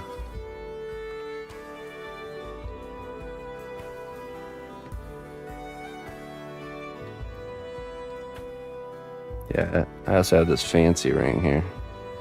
A little bit more fancy. And maybe that's the winner.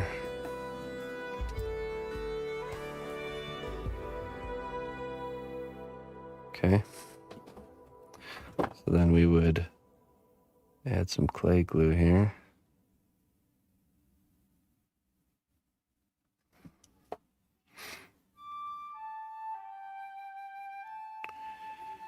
And we'll make that cloth look like it's actually wrapped around the ring on the one side, and then the belt's simple. You just roll out a little belt out of the pasta machine, and then you attach it on this end and make it just attach over to there. Add some texture.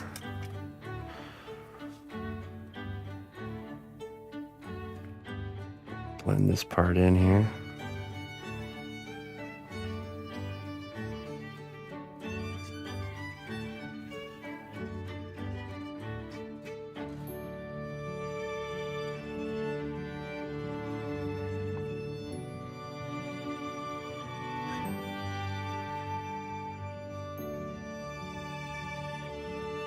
There we go.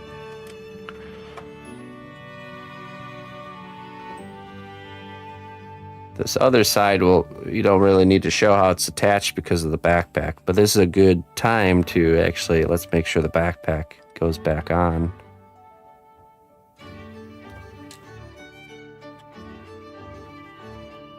Make sure everything still fits well.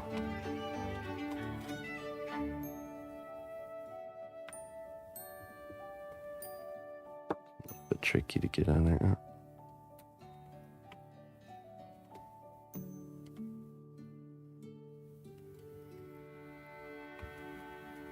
There we go. There we go. Perfect. That goes in right there.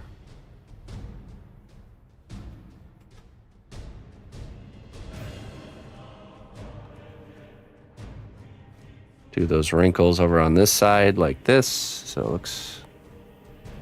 Tatter up the edges, maybe add a patch or two, and then that'll be pretty much done. So then we bake this, do the underside, bake it again. Do any accessorizing, so let's create these bags. I think the wood sticks we'll do with mixed media, so don't worry about those for now. There's going to be a mixed media lesson where we'll do the sticks, the rope, the smoke of the chimney, where we're adding mixed media after the painting and everything is done. So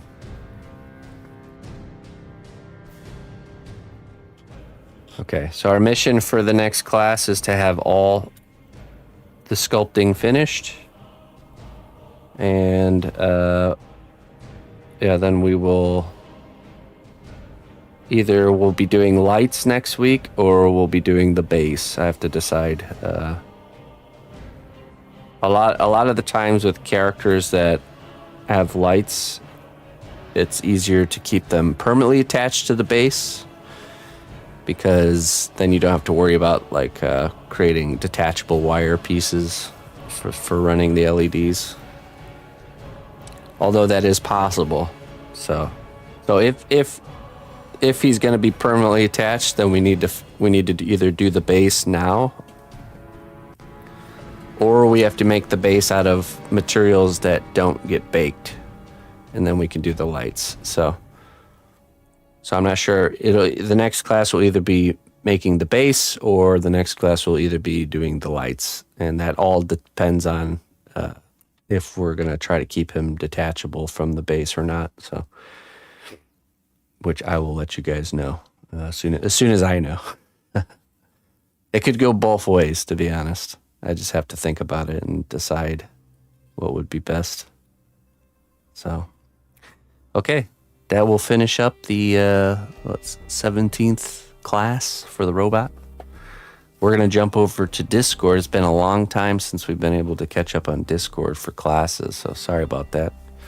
I think next week will probably be a homework session to finish everything up next Sunday, and then we'll be able to move forward from there. So give me a moment. Let me go be right back for a moment, and then we'll jump into Discord and give feedback.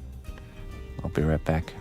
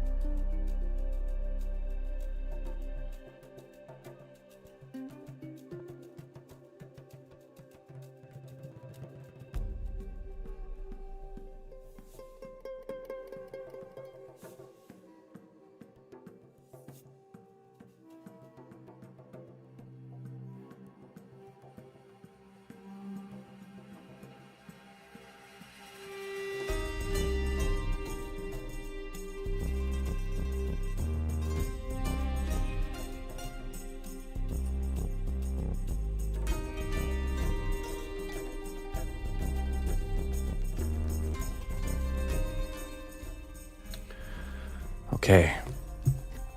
Hey, Mr. Olaf, thank you so much for the 123 months, man. I don't have alerts turned on today because of the class, but hey, thank you so much, brother. I appreciate that. Thanks for sticking with me.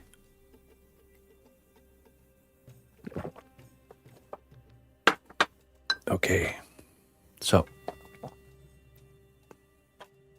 I really like the cloak. It really does add movement. Combined with the rope, we're adding movement to. Did Emma receive her gift? I don't know. I don't think so. Let me ask the missus. A box came in.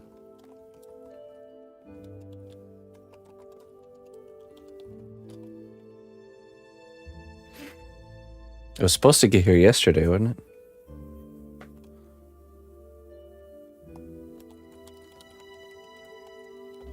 Oh, a box did come in, but she didn't open it yet. Okay, I think usually the missus will hang on to stuff. I didn't let her know that she can open it. She said, okay, but come for a second. Oh, yeah, okay. All right, I'll be right back. 1 second.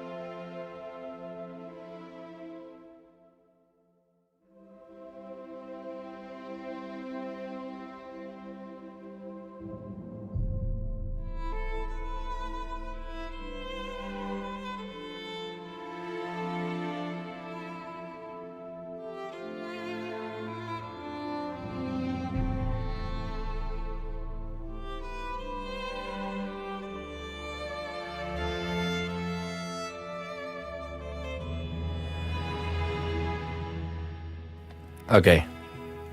Their mom and her are gonna open it right now, so. Good. Yeah, thank you very much, Diego. I appreciate it.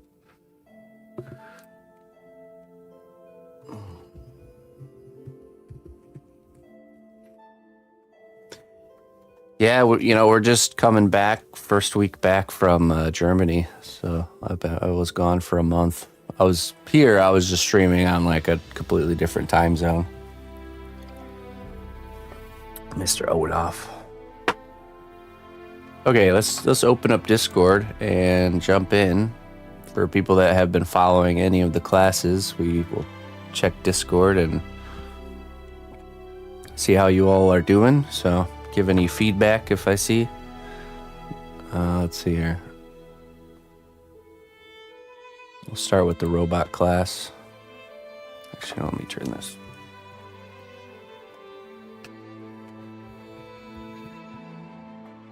Okay, let's do...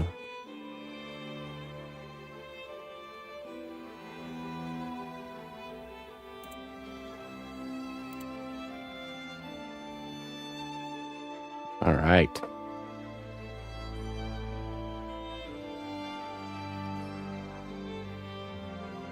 All right, we got one robot update. Soldier Dude, update on robot accessories are inspired by Death Stranding game. Oh, yeah. Let's see here. I've heard whispers and rumors of Soldier Dude's accessorizing. That's like good. I really like this this kind of metal cart that's following behind him. That's a nice detail too. I really like that. I could definitely see the Death Stranding going on here. Let's see. Oh, okay. I was wondering what those were. Some boots. He's been looting some bodies, has he? Got a nice pair of boots. That's quite the accessorize. Okay, look at this. So his pack is made out of like kind of multiple containers. Really awesome stuff. Oh, I like how you did this detachable part here. Norman Rouge. Those are some really nice boots. I would like a pair like that. Oh, here we go. Great job with this illusion of this floating piece.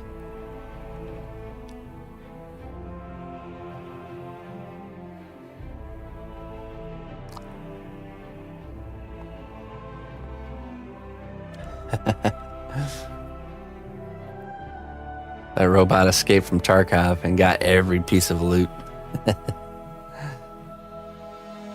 Nice. Awesome work, Soldier Dude. Really great stuff.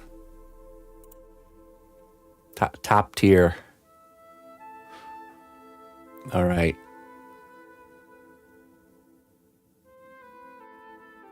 You're very welcome, my friend. Nice work. I'm excited to get into the lighting and stuff and the finishing. I think with your piece, you really got to do a nice, the base has to be a little scenic, kind of help telling the story, so.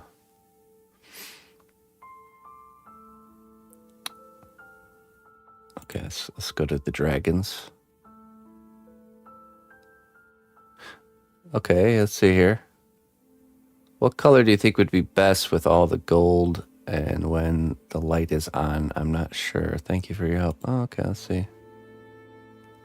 Oh, that turned out really good. My first thought is like blue because of the contrast between, you know, these warmer colors and the blue. Maybe purple. Blue or purple. Yeah, that's awesome. Oh, wow, look at that. That's cool. The Arkenstone. I didn't know it lit up. It's funny because it looks bluish purple here just from the light.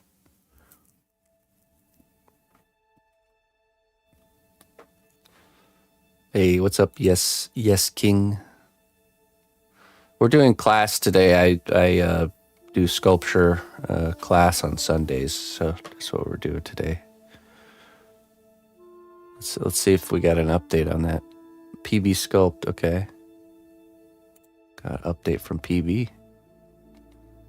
Working on the paws. Those look good. It's looking nice.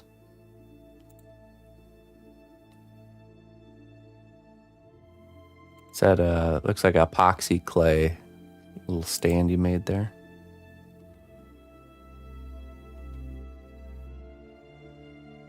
Very much like a mooching dog with the way that poses, giving you those eyes. Please, may I have one more treat? All right, looking good.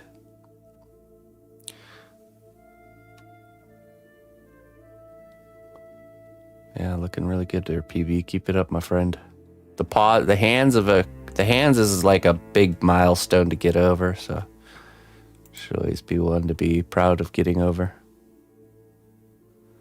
Oh, wildfire. Okay, finally, after 8 months, 80 hours, I've completed the sculpting. I had to resculpt several parts more than once. My OCD, I guess, but I obviously didn't rush it. I will be painting it now and then onto the base. I usually only have time on Friday evenings for a couple hours of this sculpture.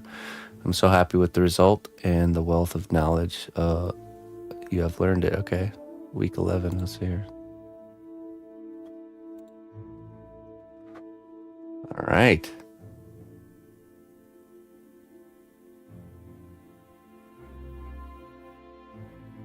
Really, really nice.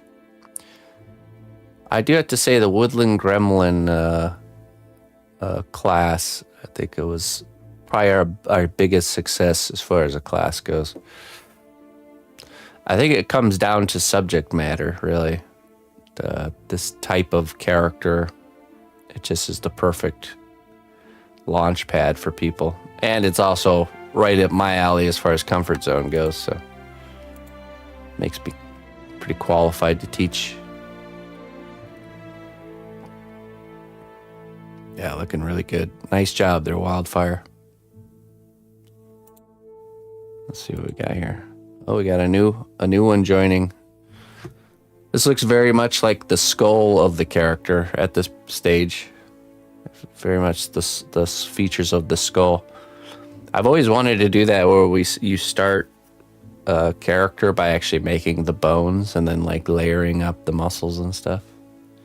Yeah, definitely need a little bit. Well, I mean, with the beard, the chin isn't super important, but the hollow cheeks, I would probably fill in a little bit more where it's at right now. But too early to really say much. Oh, here we go. Oh, looks like you did kind of the same thing. You just filled in the eyes there. This eye needs to come down a little bit. But also asymmetry is not too bad.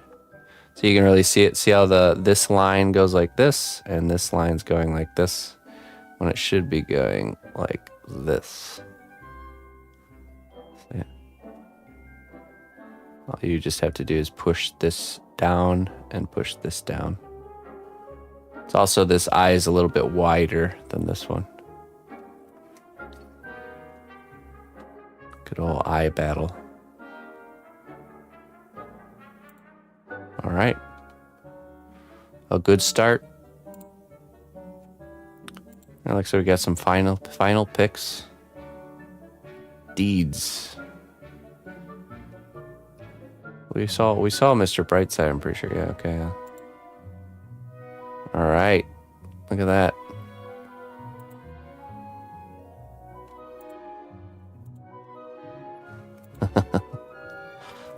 Oh, that's right. Oh, that's such a nice display you have going there. I love that live edge piece of wood. It's funny. Little, almost like mandrake looking mushroom. Is that a finger? Nice. Witch's finger. Just happened to find that while out hunting for mushrooms. Little reagent. All right. Nice job.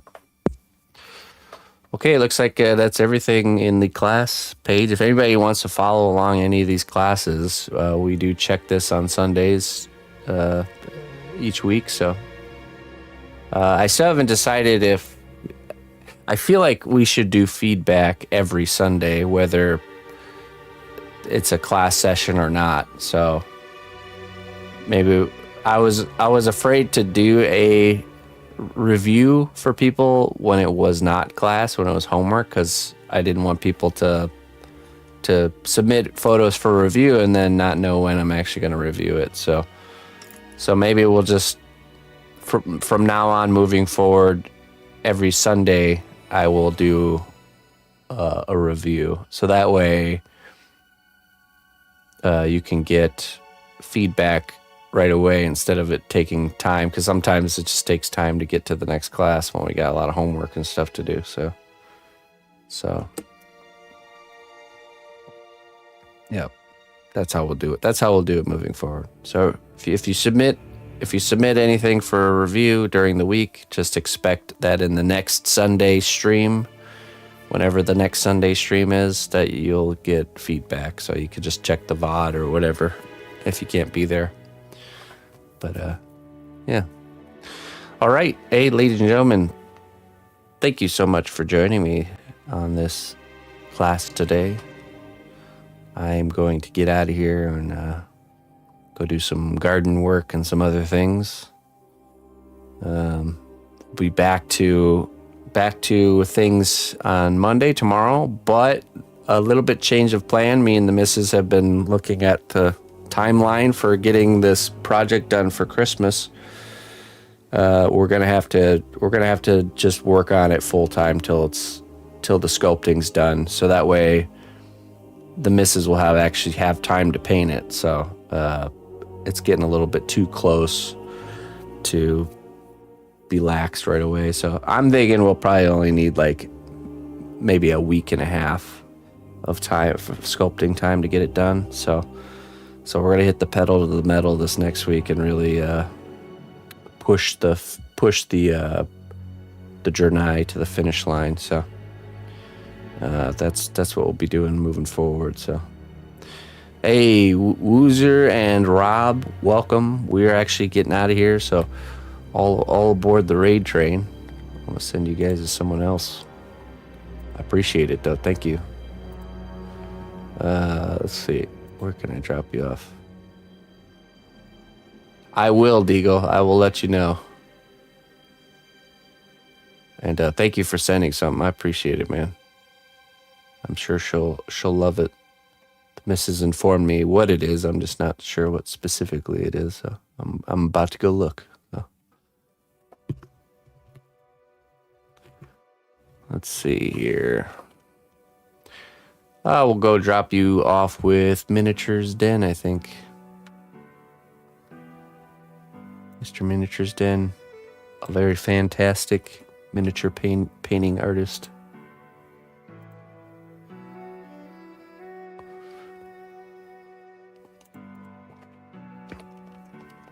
Okay, there we go. All right. Until next time. Bye-bye.